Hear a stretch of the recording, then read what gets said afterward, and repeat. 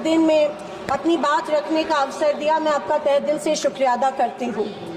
मैं उस राज्य से हूँ जहाँ संत ज्ञानेश्वर, संत तुकाराम और संत रोहिदास जैसे अनेक संतों ने समाज को प्रेम और सद्भावना दी।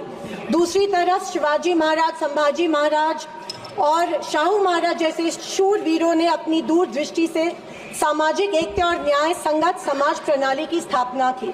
मैं उस महाराष्ट्र की पुत्री हूँ जहाँ महिलाओं के अधिकार सुनिश्चित करने हेतु अनेक आंदोलन द्वारा महात्मा ज्योतिबा फुले, क्रांति ज्योति सावित्रीबाई फुले जैसे समाज सुधारकों ने समाज को एक नई दिशा दी। मैं उस महाराष्ट्र की बेटी हूँ जहाँ के महान सुपुत्र डॉक्टर बाबा साहेब अम्बेडकर जी ने इस देश को संविधान के रूप में एक सशक्त और न्याय संगत लोकतांत्रिक मूलाधार प्रदान किया। पर आज उसी महाराष्ट्र में बीजेपी के सरकार के शपथ विधि के बिल्कुल 5 दिन बाद उसी संविधान की प्रत की विटंबना की जाती है। मैं इस बात का निषेध करती हूँ। परभणी जिले में संविधान के प्रत की विटंबना की गई। संविधान के हीरक महोत्सव के उपलक्ष्य में जब मेरे विचार रखने का मौका मुझे मिला तो मैं ये जरूर कहूंगी कि संविधान सिर्फ एक किताब या नियमों की एक संगति सूची नहीं है, बल्कि मेरी जान है संविधान, मेरी पहचान है संविधान और इस देश की आत्मा है संविधान।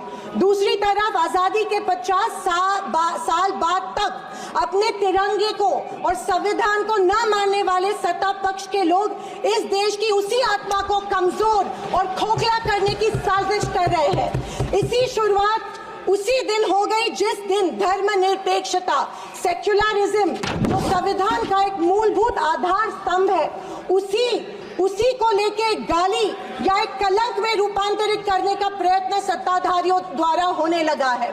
सेक्युलरिज्म को आज भी इस भारत देश की पहचान है, उसे सत्ताधारी पक्ष एक कमजोरी कर रहे हैं या एक बीमारी साबित करने की होड़ में लग गए हैं। संविधान की किसी भी चर्चा या बहस को ये लोग सिर्फ इमरजेंसी पर ले जाते हैं, पर ये भूल जाते हैं कि स्वर्गीय इंदिरा गांधी जी, हमारी पहली महिला पंतप्रधान इंदिरा गांधी जी ने उस वक्त के हालातों के मद्देनजर वो संवैधानिक कदम उठाए थे और उस दौरान हुए गलतियों की माफी भी देश के जनता से मांगी थी।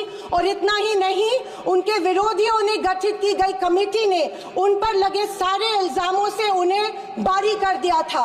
मैं आज इस सदन में पूछना चाहती हूँ मोदी सरकार से, सॉरी 400 पार का नारा फेल होने के बाद एनडीए सरकार से पूछना चाहती हूँ, आप मणिपुर पर देश की जनता से माफी कब मांगोगे?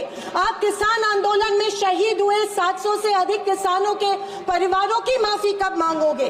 नोटबंदी के चलते हजारों लोगों के परिवार और छोटे कारोबार बंद हुए।